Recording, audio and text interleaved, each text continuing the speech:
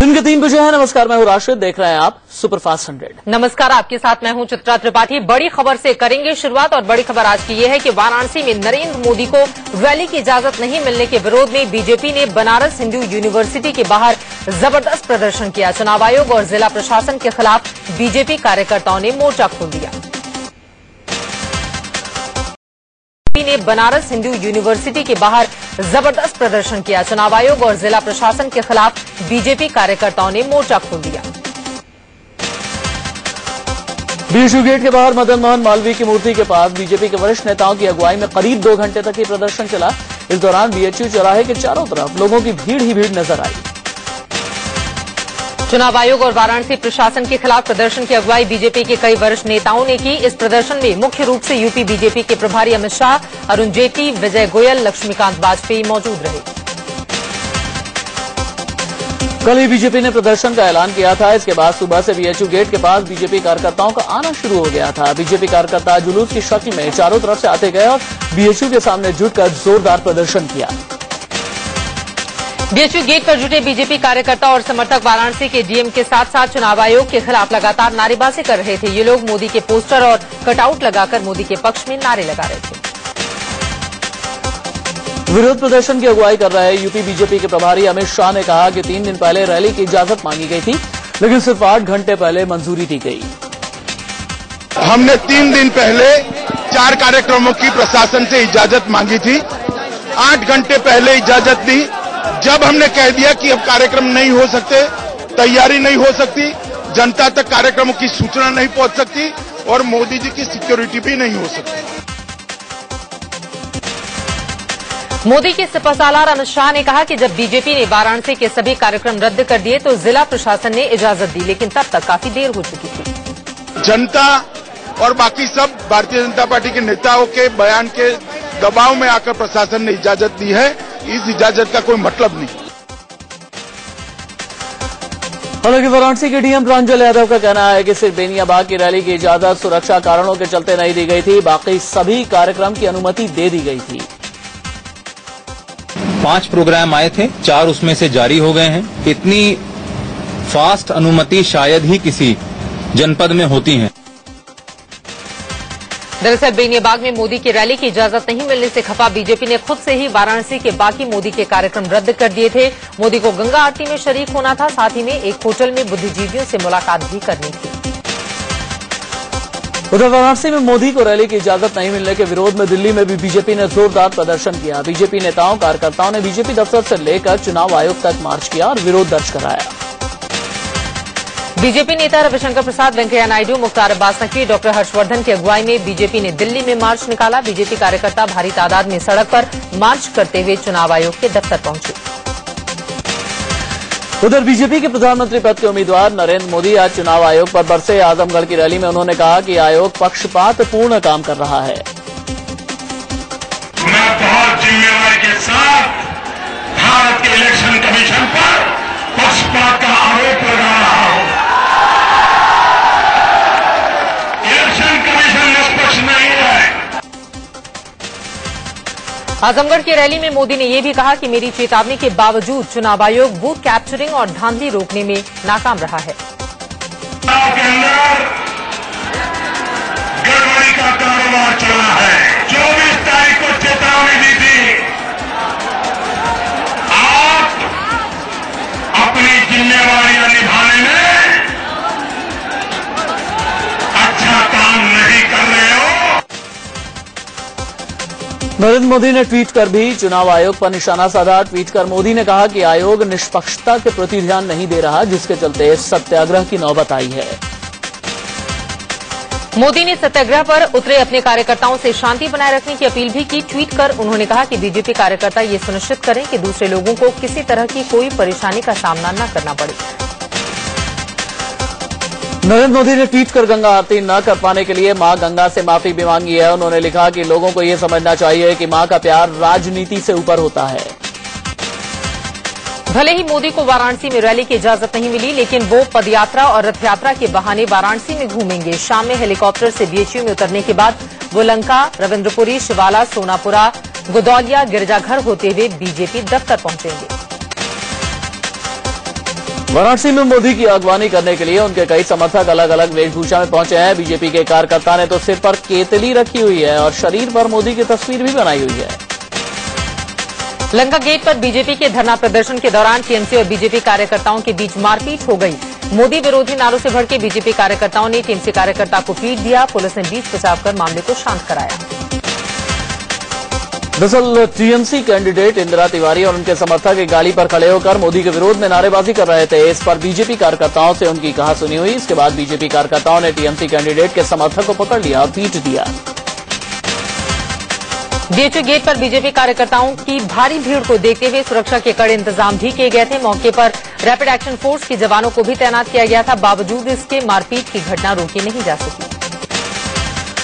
BJP के प्रदर्शन पर कांग्रेस ने कड़ी प्रतिक्रिया दी है। कांग्रेस प्रवक्ता मीम अफजल का कहना है कि बीजेपी वाराणसी का माहौल बिगाड़ने का काम कर रही है। उनकी मंशा कहीं दूसरी तो नहीं है, कहीं वो उसके जरिए से वहां पर कोई अनरेस्ट या कोई हंगामा तो नहीं करना चाहते हैं।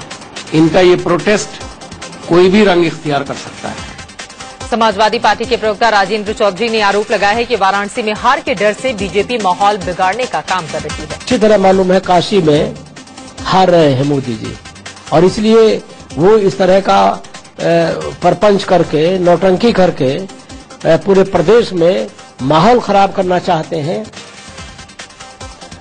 बीएसपी सुप्रीमो मायावती ने कहा कि समाजवादी पार्टी की मिलीभगत से बीजेपी वाराणसी में नौटंकी कर रही है, जिससे कि आखिरी चरण के चुनाव में माहौल बिगाड़ा जा सके।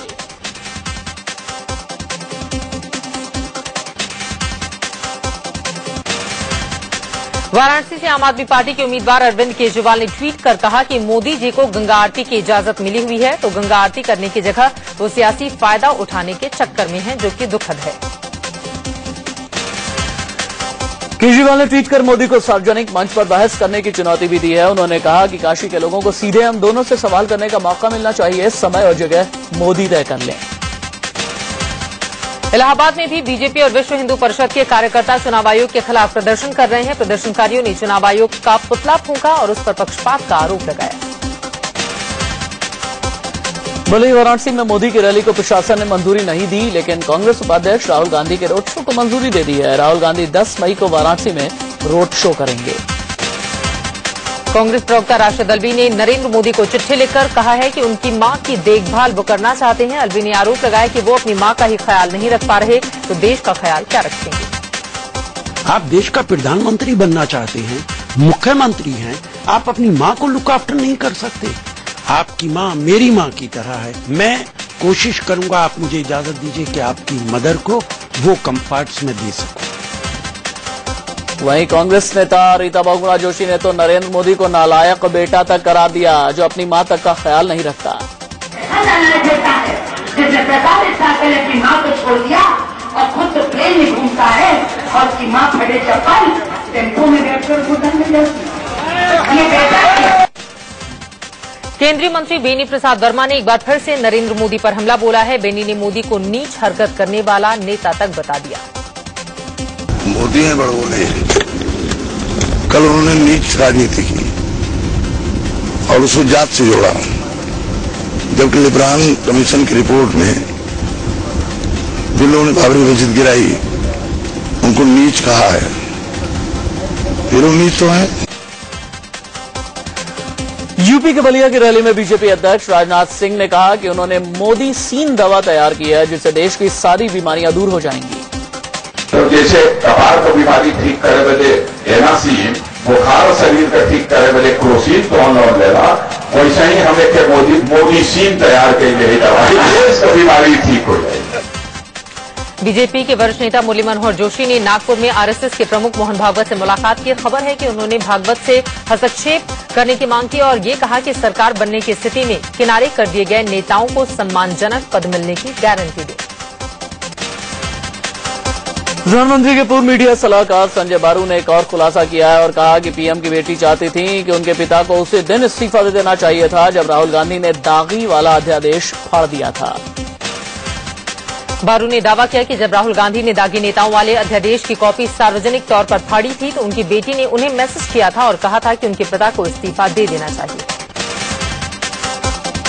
कल लोकसभा चुनाव के दौरान बिहार के सीतामढ़ी में पुलिस की फायरिंग में एक शख्स की मौत हो गई। पुलिस का कहना है कि बथनाहा के एक बूथ में बोगस वोटिंग हो रही थी, जिसे रोकने की कोशिश हो रही थी और इसी दौरान गोली चल गई। वहीं फायरिंग में विजय राय की हुई मौत के बाद ग्रामीण भड़क उठे और पोलिंग पार्टी को बंधक बना लिया। साथ ही पुलिस वालों के साथ भी ग्रामीण भिड़ गए। तनाव को देखते हुए गांव में भारी पुलिस बल बुलाना पड़ा। पश्चिम बंगाल के आसनसोल में एक बूथ पर कल पुलिस की मौजूदगी में टीएमसी के कार्यकर्ता ने बूथ कैप्चरिंग की कोशिश की। मीडिया के कैमरे देखकर पुलिस ने लाठीचार्ज किया, लेकिन बूथ कैप्चरिंग से इनकार करती रही। जम्मू कश्मीर के बारामूला में आतंकियों ने कल एक मतदान केंद्र पर ग्रेनेड से हमला बोल दिया था। आतंकी हमले में सीआरपीएफ का एक जवान जख्मी हो गया। हमले से इलाके में मतदान प्रभावित हुआ है। बीजेपी के पीएम कैंडिडेट नरेंद्र मोदी को लेकर दिए प्रियंका गांधी के नीच राजनीति वाले बयान पर विवाद थमता नहीं दिख रहा। बिहार बीजेपी के एक नेता ने इस मामले में प्रियंका के खिलाफ दरभंगा की सीजेएम कोर्ट में केस दर्ज कराया है। नाबालिग यौन उत्पीड़न के आरोपी आसाराम की अर्जी पर जोधपुर सेशन कोर्ट खारिज कर दिया गया है। आसाराम ने पीड़ित लड़की की उम्र की जांच के लिए अर्जी लगाई थी, जिसे कोर्ट ने खारिज कर दिया। यूपी के बलिया में मुख्यमंत्री अखिलेश यादव ने रैली के दौरान नरेंद्र मोदी पर निशाना साधा। यूपी में बाप बेटे की सरकार के जवाब में अखिलेश ने कहा कि जिसका बेटा ही नहीं, उसे रिश्तों की अहमियत क्या होगी।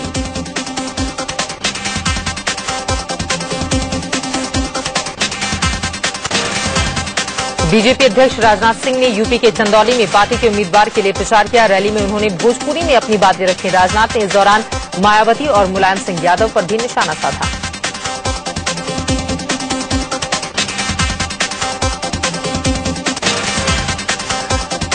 गोरखपुर में कांग्रेस के स्टार प्रचारक और फिल्म अभिनेत्री अमीषा पटेल ने कांग्रेस उम्मीदवार अष्टभुजा तिवारी के लिए रोड शो किया। अमीषा मोदी और प्रियंका पर पूछे गए सवाल पर बोली, वो सिर्फ प्रचार करने आई हैं।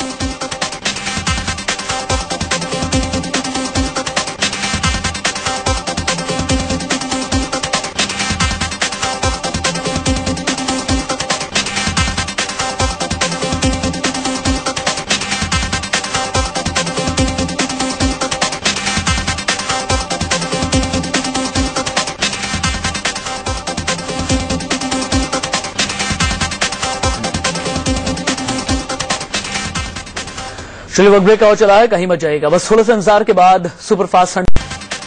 आप देख रहे हैं सुपरफास्ट 100। आम आदमी पार्टी को विदेशों से मिलने वाले फंड के मामले में राहत मिलती दिख रही है। इस मामले की सुनवाई के दौरान केंद्र सरकार ने दिल्ली हाईकोर्ट को बताया है कि कुछ भारतीयों से आम आदमी पार्टी को मिला donation foreign contribution regulation act का उल्लंघन नहीं है। केंद्र सरकार ने बताया कि 8 लोगों ने विदेशी पते से आम आदमी पार्टी को डोनेशन दिया है। कंट्रीब्यूशन रिपोर्ट में पासपोर्ट नंबर दिए गए हैं, जिसकी जांच से पाया गया है कि इन लोगों के पास इंडियन पासपोर्ट है और इस तरह से दिया गया चंदा गलत नहीं है। हाईकोर्ट ने सुनवाई 9 जुलाई के लिए टाल दी है। योग गुरु बाबा रामदेव पर कांग्रेस उपाध्यक्ष राहुल गांधी पर आपत्तिजनक बयान के मामले में मुंबई के आजाद मैदान पुलिस स्टेशन में एफआईआर दर्ज की गई है। एनएससीएल घोटाले में मुंबई पुलिस ने फाइनेंशियल टेक के प्रमोटर जिग्नेश शाह को गिरफ्तार किया। फिल्म आशिकी 2 में सुन रहा है ना तू गाने से मशहूर हुए गायक संगीतकार अंकित तिवारी पर रेप का आरोप लगा है। उन्हें मुंबई पुलिस ने गिरफ्तार किया है। खबर के मुताबिक अंकित ने अपनी गर्लफ्रेंड से शादी का वादा किया था, लेकिन बाद में वो उससे मुकर गए। अंकित तिवारी के भाई अंकुर तिवारी को भी पुलिस ने गिरफ्तार किया है। क्रिकेटर युवराज सिंह मुश्किल में फंसे दिखाई दे रहे हैं। युवराज को central excise and service tax department ने 46,60,000 रुपए का नोटिस भेजा है। युवराज सिंह को 2012-13 में कंपनी से स्पोर्ट्स सर्विस बिजनेस के लिए 4 करोड़ 14 लाख रुपए मिले थे, जिस पर 82,60,000 रुपए सर्विस टैक्स बनता है। असम के तिनसुकिया में राजधानी एक्सप्रेस ने रेलवे क्रॉसिंग के पास कोयला ले जा रहे एक ट्रक में टक्कर मार दी। हादसे में ट्रक पूरी तरह से चकनाचूर हो गया, साथ ही ट्रेन की कई बोगियों के शीशे भी टूट गए। दिल्ली के मंगोलपुरी में एक कार में अचानक आग लगने से कार सवार युवक की मौत हो गई। आगरा में सड़क हादसे में 2 लोगों की मौत हो गई, जबकि 2 लोग गंभीर रूप से घायल हैं। मध्य प्रदेश के टीकमगढ़ में हुए एक सड़क हादसे में 4 लोगों की मौत हो गई, जबकि 2 लोग गंभीर रूप से घायल हो गए। छत्तीसगढ़ के राजनांदगांव में हुए एक सड़क हादसे में 2 बच्चों सहित 5 लोगों की मौत हो गई। आजमगढ़ में हुए एक सड़क हादसे में 5 लोगों की मौत हो गई। सभी लोग स्कॉर्पियो कार से एक समारोह में शामिल होकर लौट रहे थे। बिहार के नालंदा में सड़क हादसे से नाराज लोगों ने ट्रक को आग के हवाले कर दिया। भीड़ ने कई गाड़ियों में तोड़फोड़ भी की। मथुरा में एक मार्केट में आग का आतंक दिखा। 1 दर्जन से ज्यादा दुकानें खाक हो गईं। आग से लाखों के नुकसान की खबर है। लखनऊ में एक गेस्ट हाउस के गोदाम में आग लगने से अफरा तफरी मच गई। चलिए हम आगे आपको सुपरफास्ट में दिल्ली की खबर देंगे।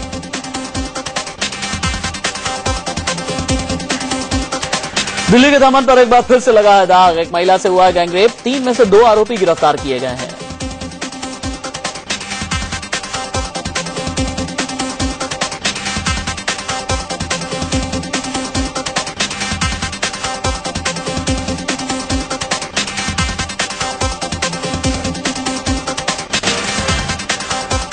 यूपी के सहारनपुर में एक नाबालिग लड़की के साथ गैंगरेप के आरोप में 2 पुलिस वालों को बर्खास्त कर दिया गया। गंगोह इलाके में रास्ता बताने के बहाने 2 पुलिसकर्मियों ने 2 और लोगों के साथ लड़की से गैंगरेप किया। इंदौर में एक नाबालिग लड़की से रेप का मामला सामने आया है। 2 दिन पहले लापता हुई लड़की को पड़ोस का ही एक शख्स बहला फुसलाकर अपने साथ ले गया था। मुंबई की एक मराठी फिल्म अभिनेत्री के साथ छेड़छाड़ का मामला सामने आया है। आरोप है कि बिल्डिंग की लिफ्ट में एक शख्स ने छेड़खानी की। दिल्ली के मंडावली इलाके में खुदाई के दौरान एक मकान से एक बच्चे का कंकाल मिलने से सनसनी फैल गई।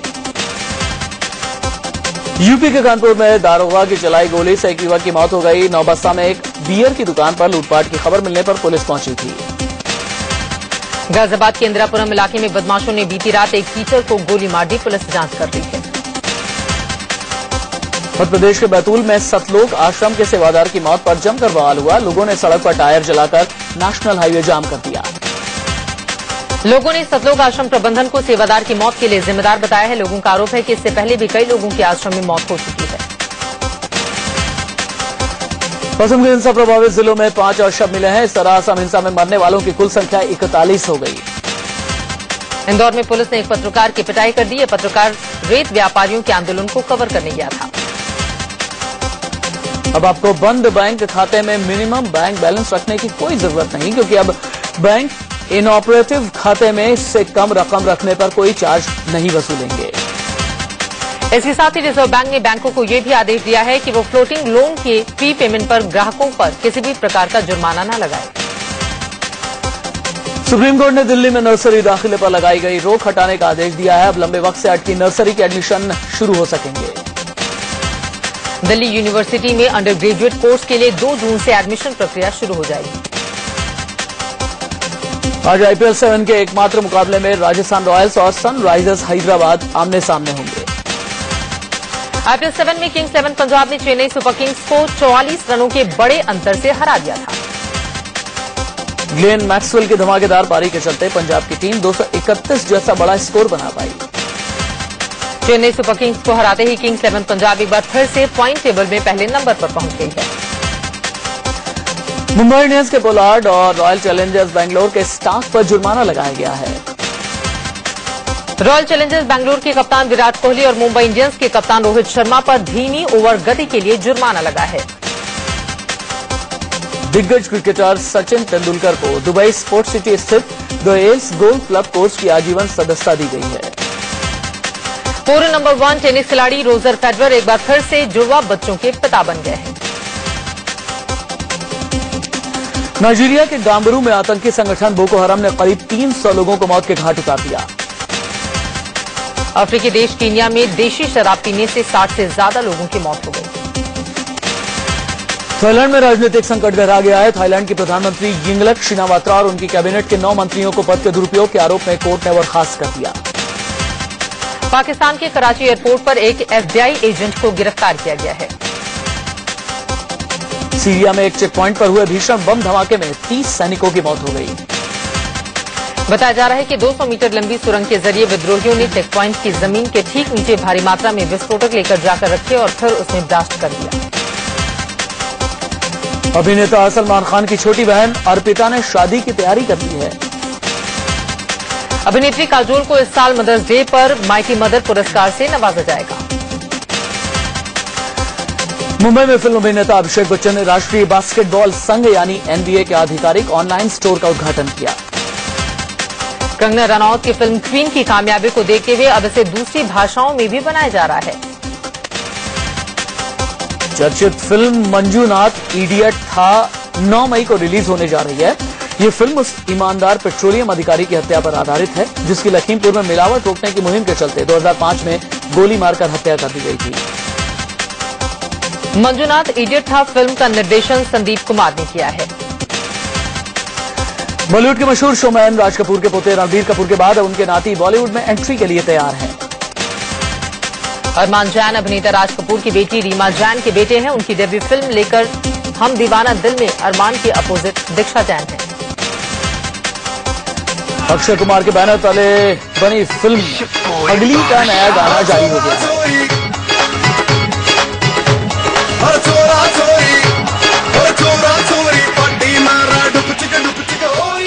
इसी के साथ सुपरफास्ट 100 में फिलहाल इतना ही। आपको फिर बता दें, बनारस में होनी है नरेंद्र मोदी की रैली। इस बड़ी खबर पर लगातार हम बने हुए हैं। फिलहाल एक ब्रेक।